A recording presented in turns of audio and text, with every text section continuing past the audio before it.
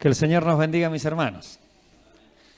Vamos a abrir nuestras Biblias en Levítico capítulo 16. Nos toca en esta tarde con la ayuda del Señor. Levítico capítulo 16. Ha pasado ese capítulo 15 que nos habló de los fluidos corporales. En primer lugar del hombre, en segundo lugar de la mujer. Y vimos como eso es una imagen, es una figura, ¿cierto?, de los pecados muy internos, del pensamiento, ¿cierto?, de lo que no es visible. En el capítulo 14, ¿cierto?, y capítulo 13, en el 13 vimos los pecados que están a la vista, era la lepra. En el 14, cómo tratarlos. Pero en el 15 vimos aquello que figura de los pecados, ¿cierto?, que son pecados mentales, ¿no? Pecados allí que son más difíciles de detectar, pero que sin duda son pecados. Usted recuerde que el 10º mandamiento tiene que ver con la intención, no codiciarás. ¿Y cómo saber si alguien codicia? Es algo del corazón.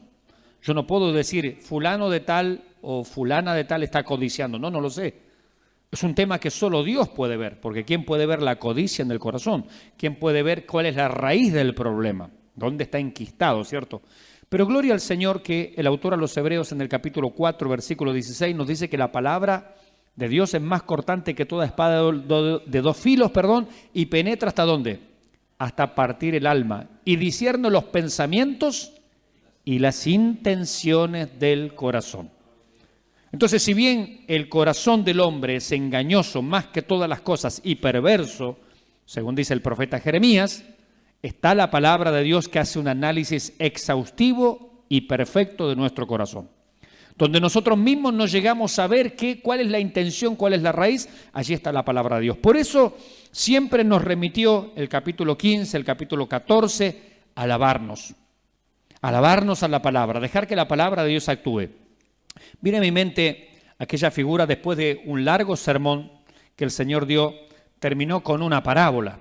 Dice, aquel que oye mis palabras y las hace, le compararé a un hombre prudente que edificó su casa sobre la roca. Vinieron ríos, ¿cierto?, y dieron ímpetu contra aquella casa y no cayó. Pero aquel que oye mis palabras y no las hace, le compararé a un hombre insensato que edificó su casa sobre la arena. Vinieron los ríos, dieron con ímpetu contra aquella casa y cayó y fue grande su ruina. Entonces la palabra de Dios va a generar justamente ese doble resultado, depende de cuál sea la receptividad de parte de nuestro corazón.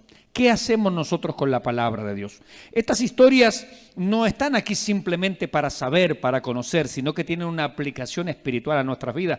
Por eso venimos tratando de hacer aplicaciones. Nos esforzamos ¿para qué está ese contenido? ¿Es cierto? ¿Para qué está determinado detalle? Bueno, por algo está. Algo el Señor quiere comunicarnos, algo el Señor quiere enseñarnos, pero después estará en nosotros si tomamos o no esa palabra, ¿cierto? Y dejamos que esa palabra trabaje en nuestros corazones. Y llegamos al capítulo 16 que trata acerca del día de la expiación, o como hoy se lo conoce, el Yom Kippur, ¿sí? El día del perdón, el día de la expiación. Bueno, este día, según nos dice Levítico 16, 29, fíjese que me fui al versículo 29 inmediatamente, dice, y esto tendréis por estatuto perpetuo, en el mes séptimo, a los 10 días del mes, aproximadamente esto es octubre, más o menos, porque el calendario judío no coincide exactamente con nuestro calendario, ¿cierto? Pero normalmente por allá por el mes de octubre, el mes séptimo judío, no el nuestro, no el de Occidente, el mes séptimo judío, el 10º día, el primer día del mes séptimo es Año Nuevo, el que se conoce hoy en día como el Rosh Hashanah, ¿cierto? Es el Año Nuevo. El Año Nuevo judío comienza el primer día del mes séptimo, pero al 10º día del mes séptimo es el día de la expiación, es el día del perdón. ¿Y qué nos está diciendo el Señor? ¿O qué le quería comunicar el Señor? Que no puede haber un año nuevo, según el calendario judío, sin también una vida nueva, una cuenta en cero, una cuenta borrada. Es decir, ellos comienzan el año y a los 10 días después ya está el día del perdón. Es decir, Hagamos, dice Dios, borrón y cuenta nueva. ¿Vamos a empezar un año? Bueno, empecemos con la cuenta en cero, porque este era el día de la expiación para toda la nación. Y esto es lo que vamos a ir compartiendo con la ayuda del Señor en este interesante capítulo 16. Y eso ya nos habla a nosotros, por supuesto, en una aplicación espiritual, que no puede haber una vida nueva sin Jesucristo. No puede haber un nuevo comenzar dejando a Jesucristo de lado. Hay un día de la expiación, hay un día del perdón. Fue allí en la cruz del Calvario, mis hermanos. Y tenemos que venir a la cruz justamente para comenzar una vida nueva, para comenzar un año nuevo, para comenzar una nueva existencia sobre esta tierra. Bendito sea el Señor. Versículo 1 del capítulo 16. Habló Jehová a Moisés después de la muerte de los dos hijos de Aarón, cuando se acercaron delante de Jehová y murieron. Fíjese que ya pasó esto hace rato, esto pasó en el capítulo 10. En el capítulo 10 está la muerte de Nadab y Abiú, que ofrecieron fuego extraño delante del Señor. Murieron, salió fuego, dice, delante de la presencia del Señor y los quemó y los mató. Ahora el Señor vuelve a recordarle a Aarón. ¿Te acuerdas, Aarón, que tus dos hijos murieron? ¿Cómo no se va a acordar Aarón? ¿Cierto? Aarón se acuerda. Pero nosotros, si mal nos recordamos, en los capítulos anteriores al capítulo 10, y lo dijimos aquí en este púlpito, lo que el Señor hizo antes de que ellos comenzaran con el ritual y empezaran ellos, la gente, a traer los animalitos, a hacer las ofrendas, Dios los hizo practicar, ¿se acuerdan? Lo dijimos aquí en este púlpito. Dios los hizo practicar, tuvieron un retiro espiritual, dijimos nosotros. Tuvieron un retiro espiritual, Dios los hizo practicar cuál es la vestimenta, cómo se mata el animalito, cómo hay que hacer con la sangre y esto y aquello. Y Dios los hizo practicar mucho antes de largarlo al ruedo. Entonces, ¿qué dijimos en esa ocasión? Dios no llama a nadie sin primero haberle capacitado. Cuando Dios llama a alguien, le capacita también. Nosotros no podemos decir yo tengo un llamado de Dios y no tener ninguna capacitación. No. Por eso vemos los desastres, por eso hay tanta gente chamuscada, ¿no?, en los ministerios. ¿Por qué? Porque no se han capacitado, porque no han prestado atención a lo que la palabra de Dios dice, cómo hacer las cosas. Y eso le pasó a Nadab y Abiú. Y dijimos allí, en el capítulo 10, Dios le recordó tantas veces las cosas, como Jehová le había dicho a Moisés, que nos parecía cansador y reiterativo, siempre y siempre lo mismo. Y dijimos, pero parece que estos dos muchachos no entendieron. ¿Y cuánta necesidad hay que se nos recuerden las cosas constantemente, verdad? Tenemos una necesidad de volver a machacar y volver a decir lo mismo. Hermanos, no hay que dar las cosas por sabidas. No están sabidas. Si no, pregúntele a Nadab y Abiú si los encuentra en el cielo cuando lleguemos allí. Tantas veces la palabra de Dios nos dijo como Jehová le había mandado a Moisés, como Jehová le había mandado a Moisés, pero ellos no hicieron como Jehová le había mandado a Moisés. Y por eso murieron. Entonces no es bueno dar por hechas las cosas, dar por sabidas las cosas. A veces nosotros como iglesia decimos, pero si esto ya lo predicamos, no lo demos por sabido, porque aunque lo hayamos predicado, no necesariamente está sabido. Porque ¿qué dice Santiago? Aquel hombre que mira su rostro en el espejo después se olvida cómo era, oidor olvidadizo. Y así nos pasa muchas veces a nosotros. ¿Cuántas predicaciones hemos escuchado, por ejemplo, de Levítico? Ya tenemos claro lo que es un holocausto. Ya tenemos en claro cómo era el tema del ritual. No. Pero si tantas veces lo hemos dicho, hay como creo que 16, 17 predicaciones acerca de Levítico ya en internet. Sin embargo, hay una necesidad de repetir. Y así en cada lección, en las cosas más sencillas que nos parezcan, muchas veces tenemos que volver a hablar de las dos piernas del creyente, la oración y la palabra de Dios. Y a alguien que se quedó, pregúntele, ¿estás orando? Y a alguien que se quedó y hoy no se congrega, pregúntele, ¿estás leyendo la palabra? Y la respuesta va a ser no. Porque es necesario que siempre volvamos a las cosas básicas y elementales. Pablo le decía a los hermanos allí de Filipos, hermanos, a mí no me es molesto repetiros siempre las mismas cosas. ¿Por qué? Porque necesitamos que una vez más Dios nos recuerde las mismas cosas que son las básicas y elementales para nuestra vida cristiana. Y comienza hablando aquí, aunque este episodio ya pasó hace un tiempo atrás, obvio que a Aarón no se le olvidó, pero por si se le había olvidado algún detalle, habló Jehová a Moisés después de la muerte de los dos hijos de Aarón, cuando se acercaron delante de Jehová y murieron. Siempre es necesario recordar por qué sucedieron las cosas. Las cosas no suceden por casualidad, hay una causa, hay un Dios que está en control de todas las cosas, mis hermanos. Las cosas que nos pasan no son simplemente casualidad o porque se salieron de control. Dios está en control de todas las cosas. Y aún de lo que hagamos mal, mis hermanos, dice la Escritura que Dios no puede ser burlado, pues todo lo que el hombre siembra, eso también va a cosechar. Así es que a Dios no se le escapa nada. Dice un autor hablando de este versículo 1. El éxito, escuche bien, el éxito de las predicaciones semanales en el santuario depende mucho más sobre la reiteración continua de las mismas grandes verdades del Evangelio que del poder de invención del predicador.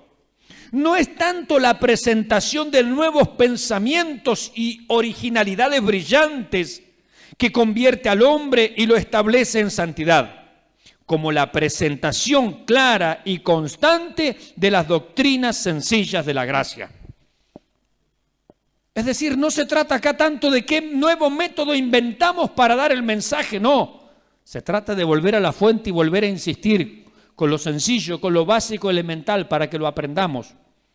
Mire, Salomón dice, las palabras de los sabios son como aguijones, y como clavos hincados son las de los maestros de las congregaciones dadas por un pastor. Estamos trabajando allí en la IEPI 1810 y hace poco se clavó el techo, ¿verdad? Hace poco fue, cuando vinieron los jóvenes allí de Chile en el mes de octubre del año pasado. ¿Sabe qué? Ya hay clavos flojos. Y es necesario volver a darles un martillazo. Y alguno dirá, pero todavía no hemos ni siquiera inaugurado ese lugar. Ya hay clavos flojos.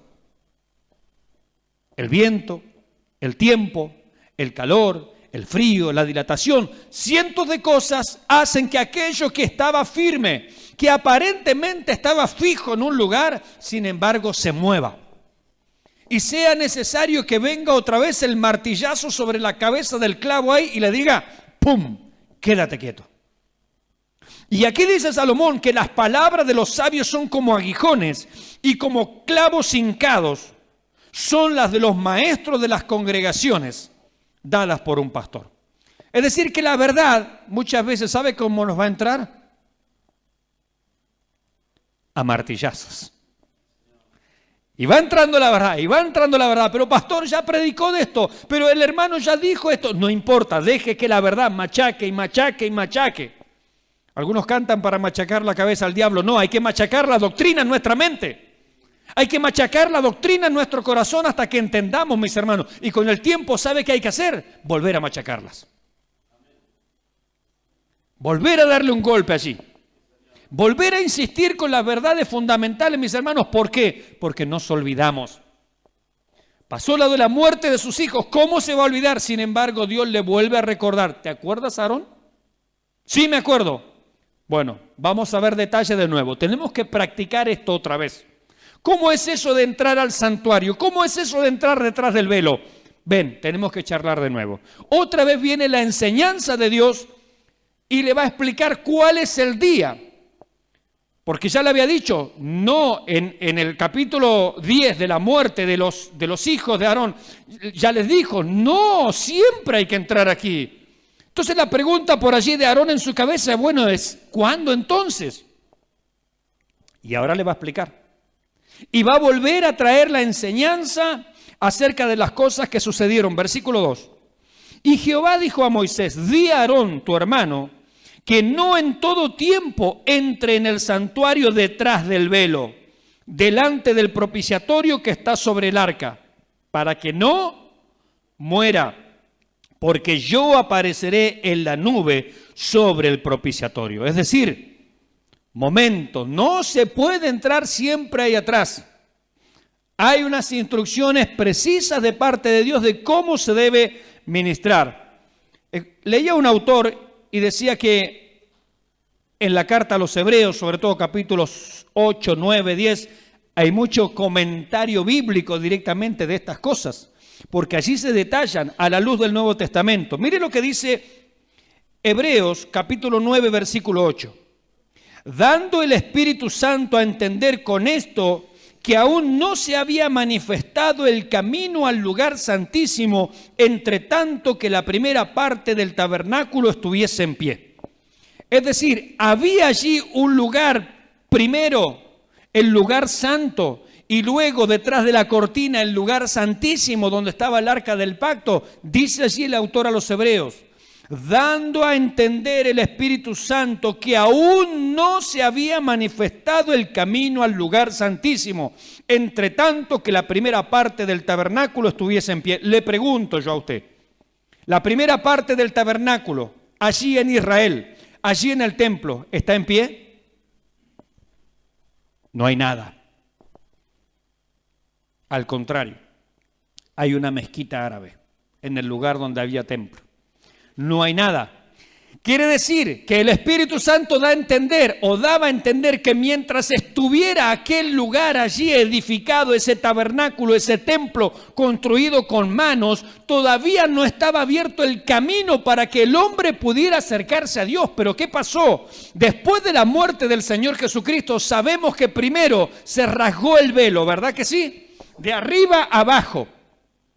El autor a los Hebreos nos va a decir que Jesucristo nos abrió un camino nuevo y vivo a través de su cuerpo para llegar a la presencia de Dios. Y años después, ¿qué pasó con el templo allí en Israel? Desapareció. ¿Hasta cuándo? Hasta el día de hoy no hay templo. Y cada persona, cada creyente, cada uno de los que viene a los pies del Señor Jesucristo tiene un camino nuevo y vivo para acercarse a la misma presencia de Dios. Si usted quiere ir allí al templo, no hay templo. Si usted quiere hacer allí un ritual, no hay ritual. Si usted quiere hacer allí un sacrificio, no hay donde hacerlo. No hay altar, no hay fuego, no hay mesa de los panes de la proposición, no está el candelabro de oro, no está el altar del incienso, no está el velo, no está el arca del pacto, no está por ningún lado. Hasta películas se hacen, ¿no?, del arca perdida. No está. ¿Por qué? Porque el Espíritu Santo, dando a entender con esto que aún en aquel tiempo no se había manifestado el camino al lugar santísimo, entre tanto que la primera parte del tabernáculo estuviese en pie. Hoy no está en pie. Eso quiere decir, el Espíritu Santo está dando a entender que ahora está el camino abierto. ¿Entiende lo que está diciendo? Lo voy a decir de otra manera, porque veo caras de osos asustados, diría Samuel Pérez Millos. El Espíritu Santo dijo en la antigüedad que mientras Israel tuviera templo, la gente no se podría acercar con libertad a Dios. ¿Se entendió? Ahora ya no hay templo. ¿Qué significa eso? Que ahora sí nos podemos acercar con libertad a Dios. Eso es lo que el Espíritu Santo estaba dando a entender. Aquel lugar era provisorio. Ya no hay más. Y hoy el Espíritu Santo y la presencia de Dios se manifiesta no sobre aquel tabernáculo, no sobre el templo en Jerusalén, porque ni templo hay en Jerusalén, sino que se manifiesta en templos vivos, en sacrificios vivos, en los creyentes, en cada uno de nosotros, mis hermanos. Allí está el Espíritu Santo residiendo. Allí se manifiesta la presencia del Señor.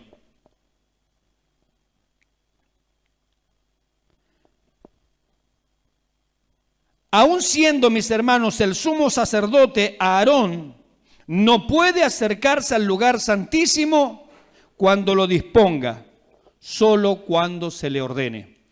Aarón podría decir, pero yo soy el sumo sacerdote. No, querido. Ni siquiera tú como sumo sacerdote te puedes acercar cuando quieras, es cuando yo lo digo.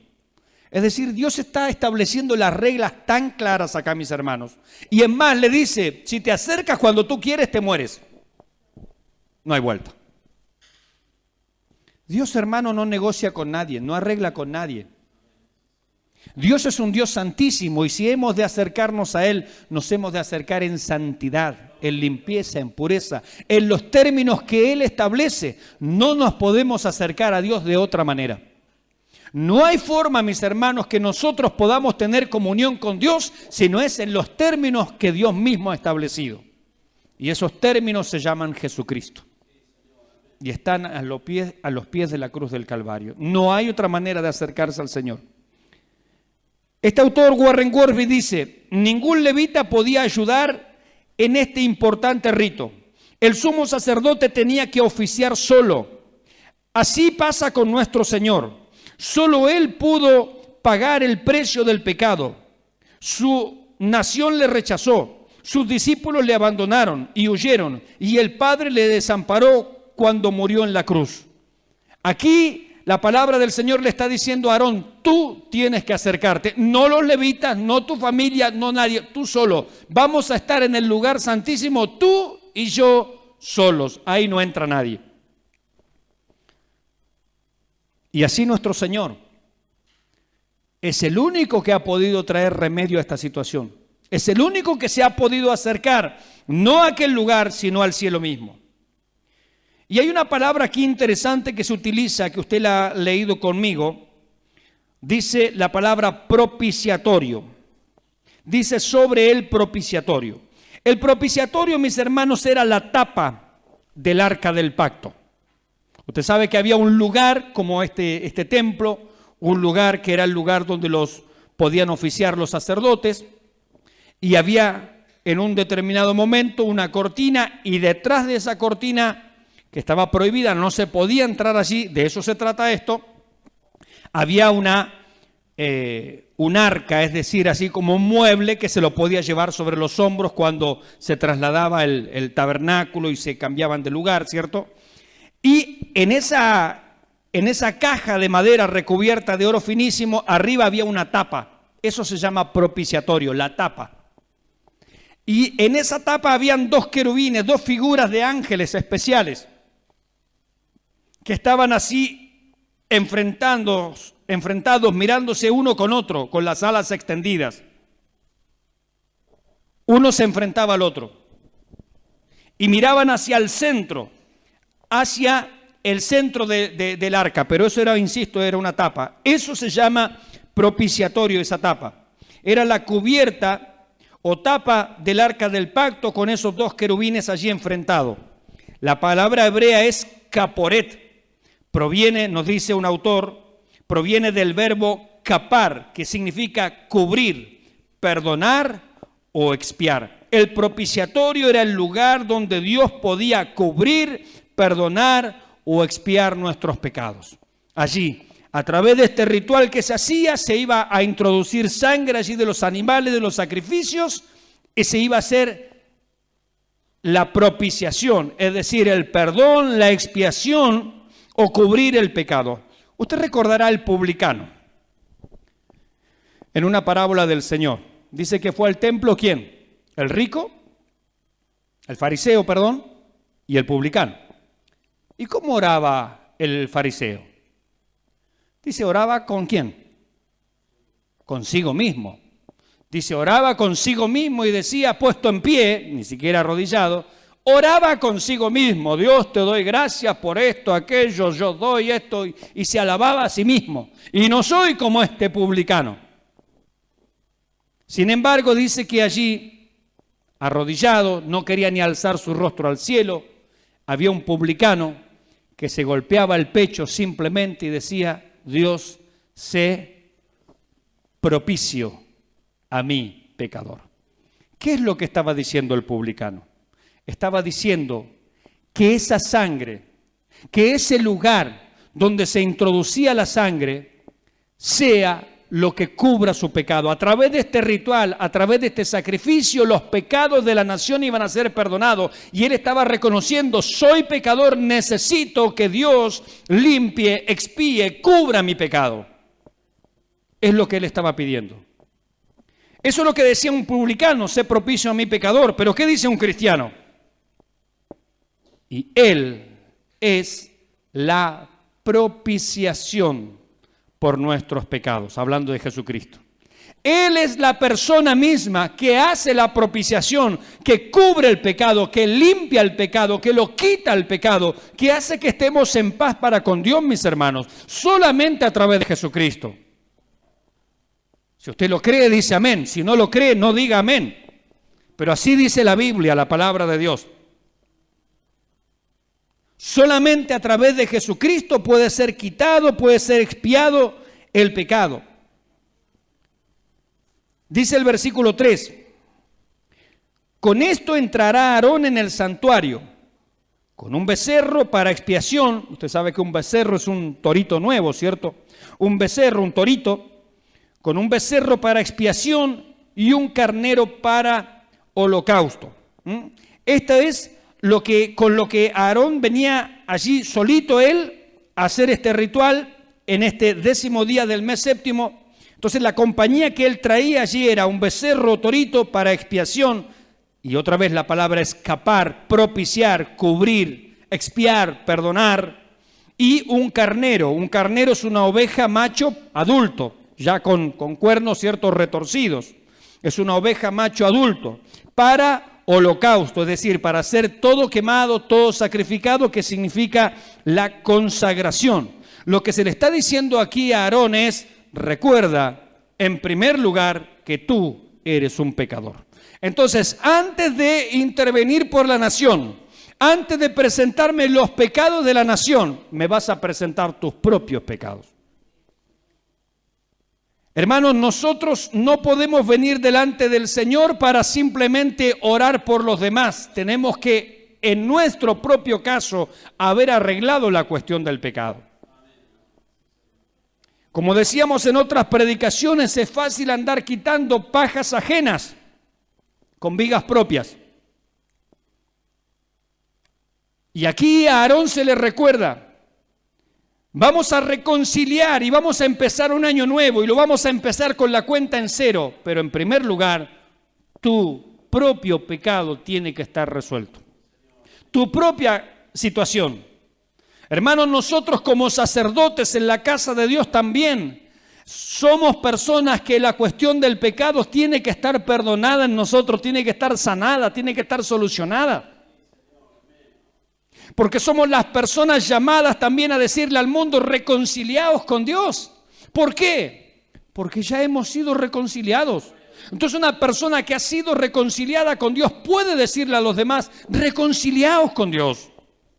Dios nos ha encomendado el ministerio de la reconciliación. Aquí Aarón va a tratar el tema de la reconciliación nacional con Dios. Pero en primer lugar tiene que él estar reconciliado. El mediador tenía que estar limpiado. El mediador tenía que estar perdonado. El mediador tenía que estar con sus cuentas en cero delante de la presencia del Señor para poder ser un mediador eficaz con los demás. Hermanos, así el Señor nos ha llamado en este tiempo, como nación santa, como un reino de sacerdotes, mis hermanos. Personas cuyos pecados han sido perdonados, que invitan a los demás a decir y le dicen: reconciliaos con Dios. En Jesucristo he hallado el perdón de mis pecados. En Jesucristo mi deuda fue saldada. En Jesucristo he comenzado un año nuevo, una vida nueva. Y ese ofrecimiento también está para ti. Es la labor del creyente. Es la labor de este sacerdocio santo, esta nación santa, este real sacerdocio que Dios tiene. Versículo 4. Se vestirá la túnica santa de lino, y sobre su cuerpo tendrá calzoncillos de lino, y se ceñirá el cinto de lino, y con la mitra de lino se cubrirá. Son las santas vestiduras, con ellas se ha de vestir después de lavar su cuerpo con agua. Dos cosas importantes aquí. En primer lugar, él no va a entrar de gala. No, nada del pectoral, nada de la mitra acá que dice santidad a Jehová, nada de ornamentos, todo ese vestido, esa parafernalia que él tenía, todo ese atuendo esplendoroso, majestuoso, mis hermanos, no va a entrar con eso. Si me lo puede dar un poquito más de retorno, mejor. No va a entrar con esa parafernalia, ahí estamos. No va a entrar con todo ese atuendo, con todo ese ornamento. No va a entrar así. Va a entrar con simples túnicas de lino. ¿Por qué? Porque entra como siervo. entra en humildad. Nada de pompa, nada de gloria, nada de arrogancia, nada vistoso, en humildad delante del Señor. ¿Cómo vino nuestro Señor a este mundo? ¿Qué dice Filipenses capítulo 2? Dice que se despojó a sí mismo y se humilló. Y se hizo siervo. Y estando en la condición de siervo, se humilló a sí mismo. Le preguntaron a él en una ocasión: Señor, ¿te seguiré esto? No tengo, mira, ni dónde recostar mi cabeza. Cuando repartieron la túnica, no había mucho más que la túnica para repartir, no había mucho. Y a este hombre se le va a pedir, cuando uno va a entrar a la presencia del Señor, nada de soberbia, nada de gala, como siervo, como humilde. Toda la vestimenta que el sumo sacerdote tenía para ministrar todo el año, no, mi querido, ahora eso lo deja de lado. Y se viste de túnicas sencillas, delante de la presencia del Señor. Como diría Job, ¿no? Desnudo salí del vientre de mi madre, desnudo volveré allá. ¿Cómo nos presentamos? ¿Qué nos llevamos cuando partimos de esta vida? Nada, absolutamente nada. Y cuando venimos delante de la presencia del Señor, ¿cómo tenemos que venir? Con nada. Porque estamos ante la presencia del majestuoso. En la presencia de Dios hay un solo majestuoso y es Él. Y nosotros con vestimentas sencillas. Ahora, una cosa importante, Apocalipsis 19, versículo 14, dice que el lino fino es las acciones justas de los santos. Es decir, está vestido en humildad, pero en justicia. ¿Por qué? Porque todo aquel que hace la voluntad de Dios está en justicia, mis hermanos. Y esta persona se viste de esta manera, entonces está obedeciendo a Dios y está entrando en justicia delante de la presencia del Señor. Cada vez que usted y yo nos ayornamos y nos amoldamos y nos acomodamos a la palabra de Dios, estamos haciendo lo que a Dios le agrada. Y este hombre se despoja de todas esas cosas. Dios le dice: no vienes con pompa delante mío. No vienes con pectoral, no vienes con tus títulos, no vienes con nada. Vienes totalmente desprovisto de tus galas. Y así tenemos que entrar a la presencia del Señor. No de otra manera. ¿Se piensa usted o piensa alguno de nosotros que podemos venir ante el Señor con alguna arrogancia y serle gratos ante su presencia? Y dice la palabra del Señor: para que no mueras. Así te tienes que presentar, para que no mueras. Porque el orgullo y la soberbia, hermanos, es el paso previo al quebrantamiento. Es el paso previo a la caída. Es el paso previo, mis hermanos, al golpe. Y la otra situación es que se tenía que lavar. Dice que se va a vestir así luego de haberse lavado. Y otra vez, no porque nosotros estemos ministrando, mis hermanos, no significa que no tengamos que lavarnos. Tenemos que lavarnos. Siempre tenemos que lavarnos. Pero ¿cuántas veces este Aarón habrá mandado a lavar a un leproso, no? Pero ahora el Señor le dice: el que te tiene que lavar eres tú. Y así cada uno de nosotros siempre tenemos que venir al agua de la palabra de Dios y lavarnos, y limpiarnos y purificarnos. Mire lo que dice Hebreos capítulo 7, versículos 26 y 27, que hay muchísimo material acerca de esto que estamos hablando. Dice: porque tal sumo sacerdote nos convenía, escuche, santo, inocente, sin mancha, apartado de los pecadores y hecho más sublime que los cielos, que no tiene necesidad cada día, como aquellos sumos sacerdotes, de primero ofrecer sacrificios por sus propios pecados y luego por los del pueblo, porque esto lo hizo una vez para siempre, ofreciéndose a sí mismo. Gloria al Señor. Este sumo sacerdote entra a la presencia de Dios despojado de cualquier pompa y orgullo, pero entra a ofrecer como cualquier pecador. El escritor a los Hebreos dice: nuestro Señor no es así. Él le preguntó a la gente antes de ir a la cruz: ¿quién de vosotros me redarguye de pecado? ¿Quién puede señalarme que yo haya pecado? ¿Quién puede tocar a mi conciencia de que yo algún pecado he cometido? Acción, intención, omisión. Nadie podía decirle absolutamente nada. Él fue probado en todo, mis hermanos, pero sin pecado. Gloria al nombre del Señor. Mire lo que dice el versículo 5. Y de la congregación, porque así es como tenía que entrar él, entonces él tenía que llevar un becerro, un torito para expiación y un carnero, es decir, una oveja macho adulto para el holocausto, para consagrarse nuevamente una vez más al Señor. Pero ahora acerca de la congregación dice, y de la congregación de los hijos de Israel tomará 2 machos cabríos, es decir, 2 chivos expiatorios, ¿no? Para expiación y un carnero, una oveja macho para el holocausto. Entonces, para la expiación, 2 chivos expiatorios, machos cabríos.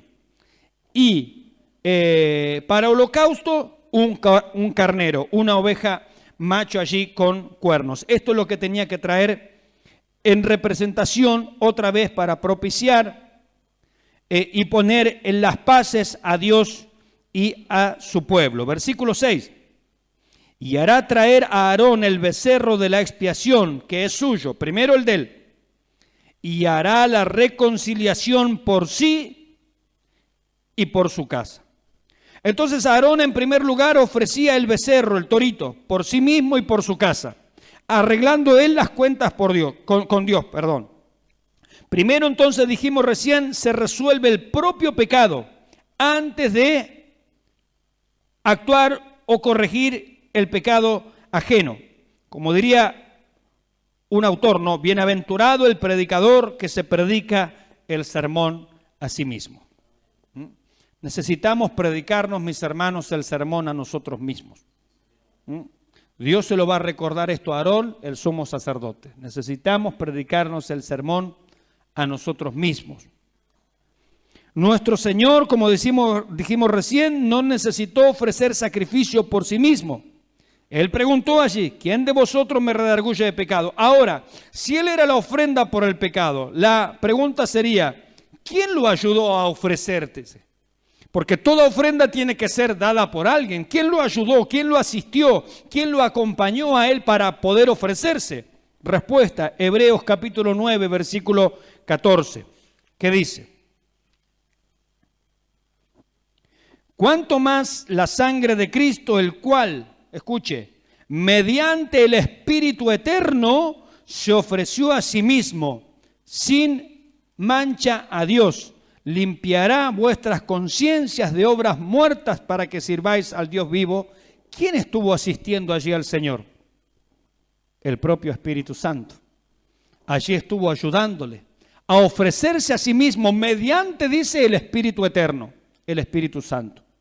Así como un sacerdote en la antigüedad traía y ofrecía una ovejita, un torito, un chivo expiatorio, así el Espíritu Santo estuvo asistiendo al Señor Jesucristo allí. Para que Él pudiera ofrecerse, para que Él, mis hermanos, pudiera hacer la ofrenda por nuestros pecados. Mire lo que dice el versículo 7 y 8. Después tomará los 2 machos cabríos, los chivos expiatorios, y los presentará delante de Jehová a la puerta del tabernáculo de reunión, y echará suertes a Aarón sobre los 2 machos cabríos, una suerte por Jehová y otra suerte por Azazel.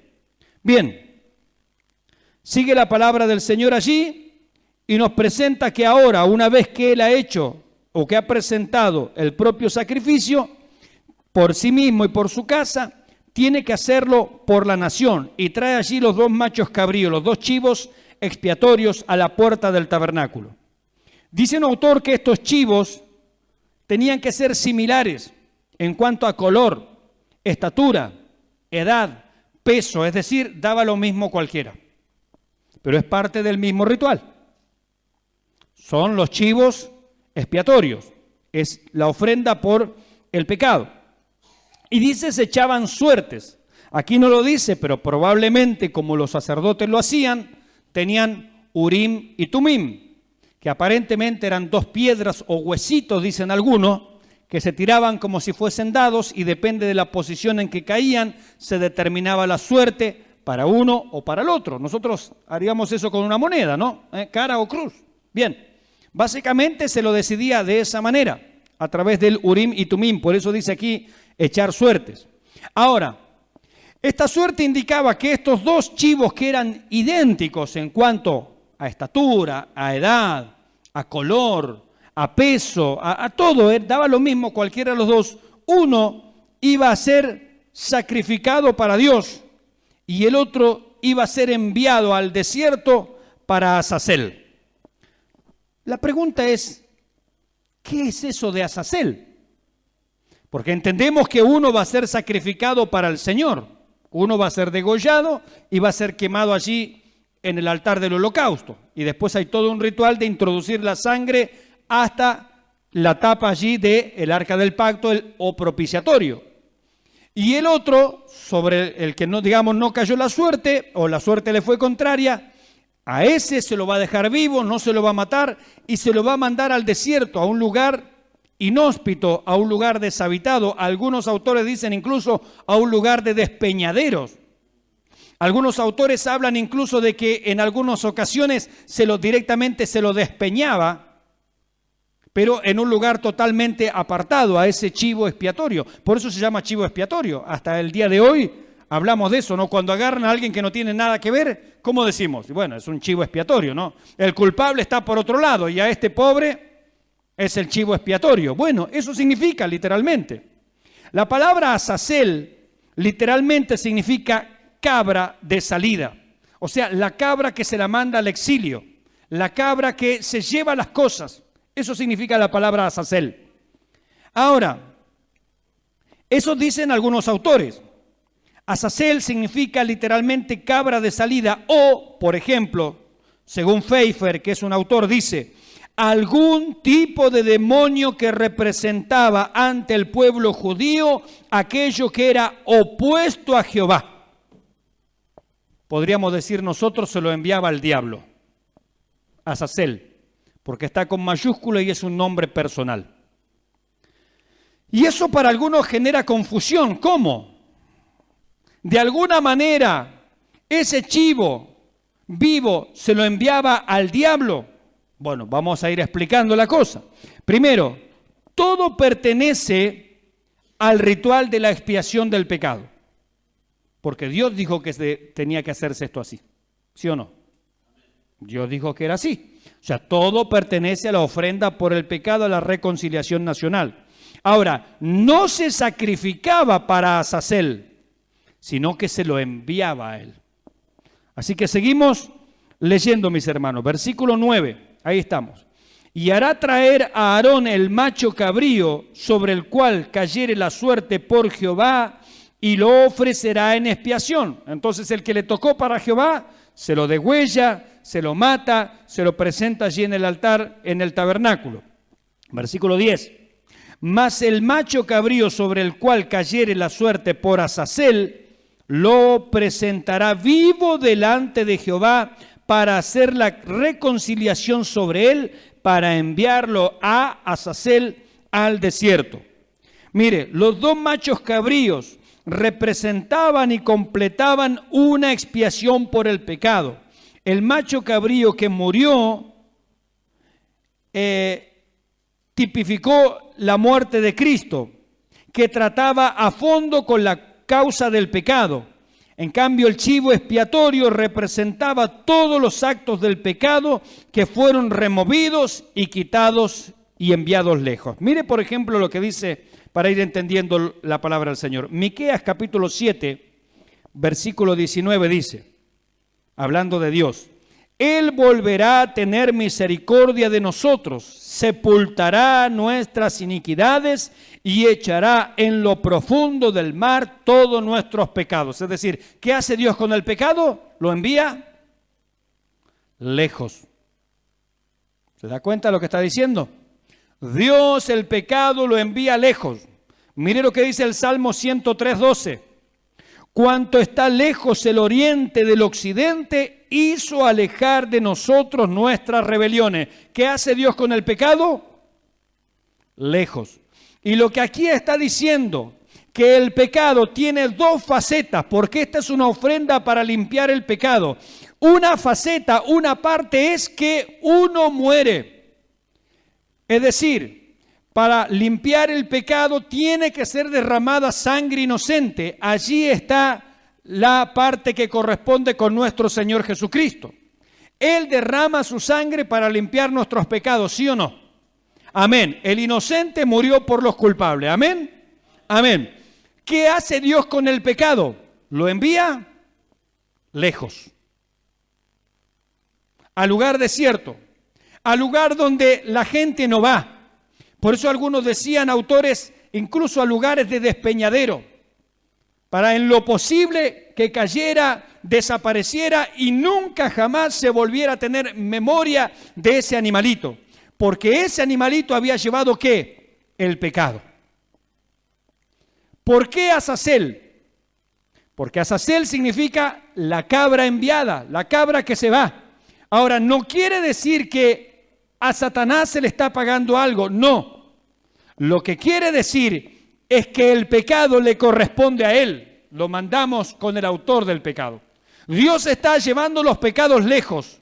¿Tan lejos como cuánto? Como el autor del pecado allá. A él no se le está pagando nada, pero se le está diciendo, esta inmundicia es tuya. Este es el producto tuyo. ¿Quién introdujo, mis hermanos, el pecado en el mundo? Fue Satanás. ¿Quién comenzó con el pecado en el cielo? Porque el pecado es anterior a este mundo. Satanás. Entonces lo que Dios está diciendo, esta suciedad y esta bajeza es tuya. Es todo lo que te corresponde.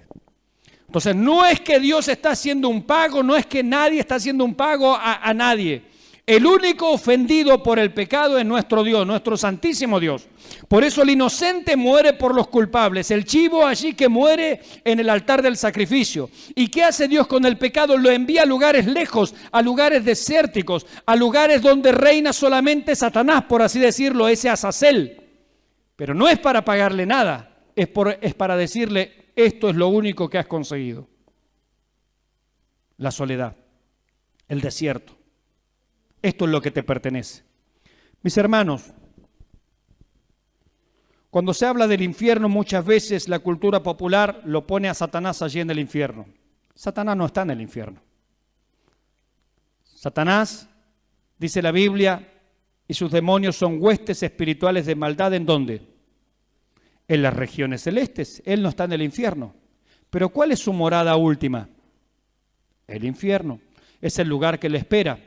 Y allí, mis hermanos, dice la palabra de Dios también que el último enemigo que será destruido, ¿quién es? La muerte. ¿Y dónde irán a parar todos los impíos, los demonios, los pecadores, Satanás? Y por último, el último enemigo a destruir, la muerte. ¿A dónde irán a parar?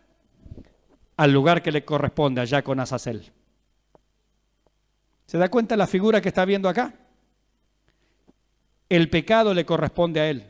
Y el castigo que le espera a él es el castigo también para el pecado. Todo eso le corresponde a él. No está haciendo Dios un pago a nadie.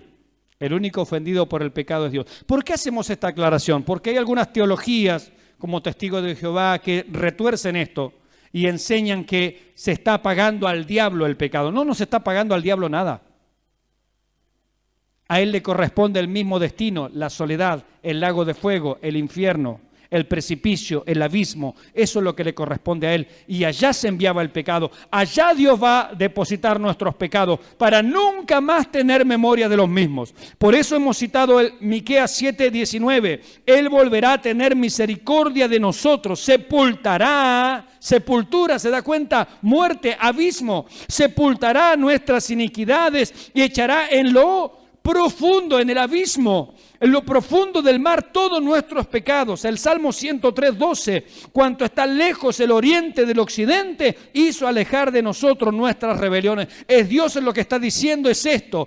Por un lado, el pecado, el inocente muere por el culpable. Eso para limpiarnos, pero por otro lado, mi maldad, mi pecado es remitido tan lejos como puede estar Satanás de Dios, como puede estar el cielo del infierno, mis hermanos, y es todo lo que le pertenece a él. Toda la suciedad que él comenzó, toda la suciedad que él incentivó, es lo único que va a recibir de recompensa. Eso le pertenece a él. ¿Se da cuenta lo que está haciendo el Señor? Y está poniendo nuestras vidas en paz con Dios. Está poniendo nuestras vidas, mis hermanos, en una situación totalmente distinta a la que teníamos. Para finalizar en esta noche, en otra ocasión seguiremos avanzando. Mire lo que dice Hebreos capítulo 10. Con este texto finalizamos por hoy, porque el texto sigue avanzando, pero no avanzaremos más en esta noche. Hebreos capítulo 10, versículos 1 al 14 dice: porque la ley, teniendo la sombra de los bienes venideros, no la imagen misma de las cosas, nunca puede, por los mismos sacrificios que se ofrecen continuamente cada año, hacer perfectos a los que se acercan. ¿Puede la ley perfeccionar al hombre? No, no puede. Versículo 2. De otra manera cesarían de ofrecerse, pues los que tributan este culto limpios una vez no tendrían ya más conciencia de pecado. Versículo 3. Pero en estos sacrificios cada año, está hablando de el día de la expiación, Levítico 16, pero en estos sacrificios cada año se hace memoria de los pecados. Versículo 4, porque la sangre de los toros se ofreció por Aarón y de los machos cabríos se ofreció por el pueblo. No puede quitar los pecados. Versículo 5, por lo cual, entrando en el mundo, dice, está hablando de Jesucristo ahora. Jesucristo dice, sacrificio y ofrenda, le dice al Padre, no quisiste, mas me preparaste cuerpo. Holocausto y expiaciones por el pecado no te agradaron, responde el Hijo de Dios.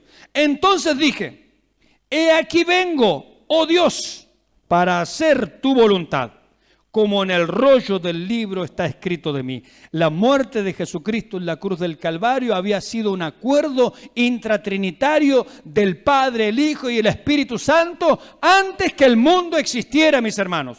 El Hijo le dice al Padre, no te agradan esas cosas, yo voy, yo me ofrezco, me preparas cuerpo, yo me doy en sacrificio por ellos. ¿Se da cuenta de lo que está diciendo acá? Una cosa tremendamente profunda. Versículo 8, diciendo primero, sacrificio y ofrenda y holocausto y expiaciones por el pecado no quisiste ni te agradaron, las cuales cosas se ofrecen según la ley. Versículo 9, y diciendo luego, he aquí que vengo, oh Dios, para hacer tu voluntad, lo que tú quieres, lo que a ti te agrada. Quítalo primero, los sacrificios, la ofrenda, el holocausto, para establecer esto último, que Jesucristo hizo la voluntad del Padre. En esa voluntad somos santificados mediante la ofrenda del cuerpo de Jesucristo, hecha una vez para siempre. Y ciertamente todo sacerdote está día tras día ministrando y ofreciendo muchas veces los mismos sacrificios que nunca pueden quitar los pecados. Pero Cristo, habiendo ofrecido una vez para siempre un solo sacrificio por los pecados, se ha sentado a la diestra de Dios. De ahí en adelante, esperando hasta que sus enemigos sean puestos por estrado de sus pies, porque con una sola ofrenda hizo perfectos para siempre a los santificados. Gloria al Señor. Él fue introducido en este mundo cuando Dios le preparó cuerpo, como Aarón, con sencillez, nada de pompa, nada de gala, nada de gloria, como él oró en Juan 17. Padre, dame aquella gloria que tuve contigo. Glorifica a tu Hijo con la gloria que tuve. Ahora no tengo, ahora está velada. Ahora es este cuerpo sencillo y humilde. Pero dice que se sentó a la diestra de la majestad en las alturas. ¿Sabe qué pasó con Aarón después que terminó de oficiar? Volvió a tener sus ropas de gala, su pectoral, toda su pompa. Pero Jesucristo no es esa pompa, sino la pompa celestial. Y ahora Él es Rey de reyes, Señor de señores, sumo sacerdote para siempre, según el orden de Melquisedec, dice la palabra del Señor. Así está nuestro Rey, así está nuestro Señor, así está nuestro sumo sacerdote en este tiempo, mis hermanos. Le damos gloria al Señor por lo que Él ha hecho por nuestras vidas y todas estas cosas preciosas que estamos viendo aquí en la palabra del Señor. Señor, te damos muchas gracias por tu palabra.